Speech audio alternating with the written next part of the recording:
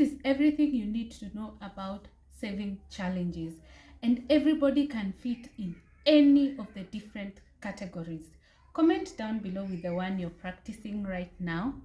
Hello good people, hope you're doing well. Jessie is my name, and on this channel we talk about finance, personal development, travel and charity. If this is your kind of content, kindly consider subscribing and join the Jess family. On to the video.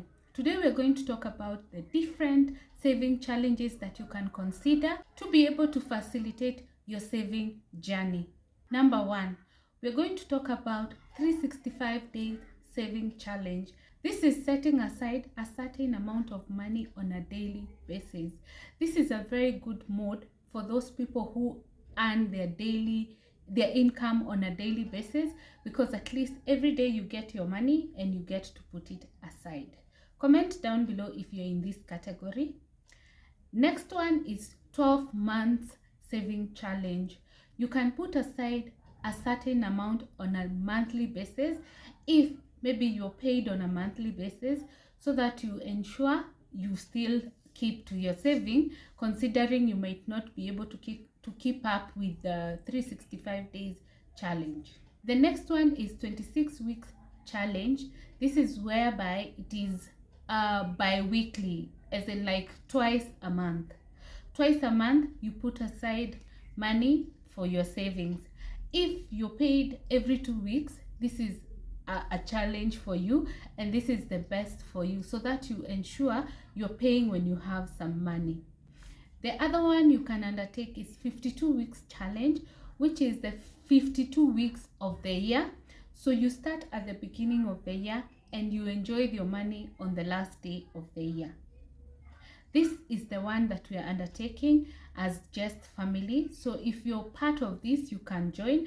If you're not part of this, you can still join for motivation, even if yours is daily. Perhaps maybe you can lag behind and you catch up when you are doing our weekly review. Perhaps you can be on a monthly basis and you're falling off.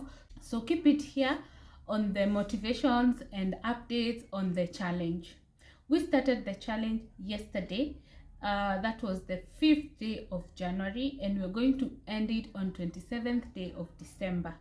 So if by the time you're watching this video you have not started any challenge, it is never too late. You can join ours or you can come up with yours, and this is pegged on what you can afford. Do not strain yourself. Do not try to match your friends. We all have different capacities. Yeah.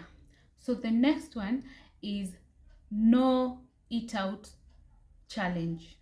This one you can challenge yourself that for a specific period of time you're not going to eat takeout, you're going to cook from home, because you'll be saving. Of course, homemade is cheaper than eat out, so that is why this challenge is ideal, especially if it is common for you to eat out. The next challenge is no spending challenge. You can decide on this particular week, on this particular month, I am going to spend just the basics. And by the basics, I mean that thing that you cannot live without. Otherwise, you can put everything aside and only do your needs. No wants, no extras, no nothing. This requires a lot of discipline and a lot of commitment. And of course, if you're targeting something and you really need that extra cash, that challenge really comes through for you. The next one is rounding up saving challenge. So for instance, today I'm just from shopping and the total at the end was $597. So I can decide to round it off to 600. That is too little, so I don't think it is ideal, because it's a weekly shopping or maybe bi-weekly.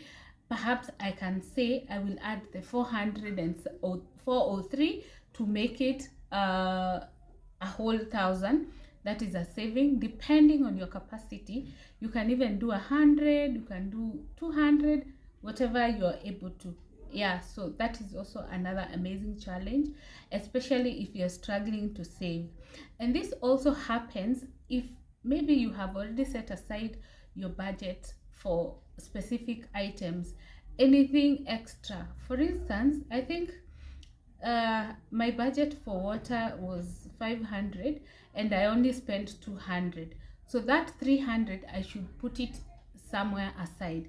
Come to think of that, I need to put it in my piggy bank. I had not analyzed that fine detail, but because I usually do it when I'm just closing my budget. So that is one way of ensuring you maximize on where the money is coming from. The next one is a holiday helper challenge. If you're planning to go for a holiday this year, next year, maybe the other year, you have to start now. For you to plan for 2026 when you're in 2024, or to plan for 2025 when you're in 2024, it means you may not be able to raise the full amount at a go. So you need to start saving on time. So you need to know how much it costs. What I have realized is that holiday expenses don't shoot as much. So you can't say by this time the cost maybe is 50,000. Maybe in the next 2 years the cost will be triple or something. So at least it is within there. So if you're targeting for 2-3 years, you need to just add up to something higher. Yeah. The next one, you can decide to have 100 shillings challenge. You just put aside 100 shillings. It depends. You can either choose the different options that we have said, the daily, the weekly, the bi-weekly, the monthly, depending on your capacity. Don't think your money is too little to save. Save what you have. The next one is the financial minimalist challenge.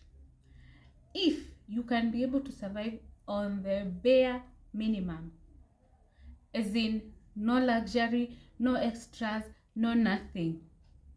Of course, you must be saving for a project or you're saving for something. This is for you.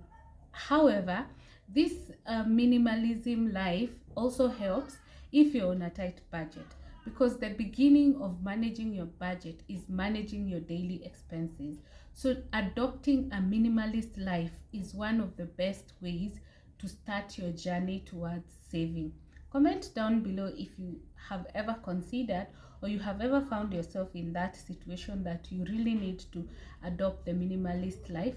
I have, and it actually worked perfectly for me. I can't believe, even now, if I need to do something, I can always go back to the minimalist life. Of course, right now I do it not to the letter, but reasonably.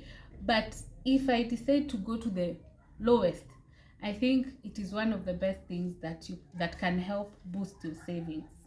The next one, which is common for most of us, and they should adopt it so that it can help, is money mistake jar challenge. On this one, for every money you spend inappropriately, say you have wasted, you have bought something, then you find yourself you're not using it, you have done an impulse buying, this challenge now tries to help you to stop being to manage your budget. One, what you're supposed to do is, if your impulse buying was 50 shillings, you save the same amount. If it is 50,000, you save the same amount. So the rule is, for any money you overspend, any money that you exceed your budget, you save the same amount. This will always force this will definitely cause a strain on your budget, and that is why it will help you. Imagine if whatever you impulse buy, you double, it means something else will suffer. So it helps you to stay disciplined. The next one is saving a certain percentage of your income. So if, for instance, I earn 10,000, I can decide to save 200 per month. That is about 2%. I can decide as you progress. I think this is one of the best saving strategies, because it can help you grow your saving as you grow your income. Because assuming now I earn 10,000, so 2% is 200. So the next time I earn 50,000, 2% is 1,000. So you see your savings will not be constant. They will be growing as your income grows. Comment down below if you have ever tried this one. The next one is saving end month leftovers. If you are on a surplus budget, most likely this will happen when you're on a surplus budget, and this surplus budget happens to be for you when you have really planned everything, So if you're on a surplus budget, whatever remains over and above at the end of the month, you have paid all your expenses, you have paid all your dailies and everything throughout the month. Whatever remains at the end of the month, before the next income hits the account, swipe it to your savings. Even if you're paid weekly, before the next amount hits your account, swipe it to your savings. Same case with bi-weekly, like that. Do not find yourself not saving at all, no matter how small. And if you find extra money, don't think now you have money for shopping. Plan for shopping. If you plan for shopping, you will not be randomly thinking, oh, I have some extra money this month to spare. The next one is saving your raise or allowance. If, for instance, you, like what we have said, you're earning 10,000, your salary is increased to 20, make sure you save extra. You are surviving with 10. So if you can be able to continue surviving with 10, you can save the difference or you can invest the difference. What people say is, as your income grows, your status changes. Honestly, sometimes it may be the case, because you may find yourself not being able to go to the same places you were going before. On the flip side, it may not always be the case, because you have been managing. You can still continue managing. For instance, for someone like those of us who carry lunch, you will now not have the pressure of upgrading your lunch place because you already have your packed lunch. Yeah, so okay, let's all agree the biggest consumer is food. The biggest consumer is household, your housing, your utilities, your subscriptions and everything. That is the biggest consumer. So if you manage that one, you'll be able to contain even the other expenses. Yes, if you have any other challenge that I have left out or you know of and it's not in my list, leave it down below. If you're participating in any challenge, comment down below. So thank you so much for watching this video. If you're new, kindly consider subscribing. If you're returning, thank you so much for always coming back to watch our videos. See you on our next one. Bye.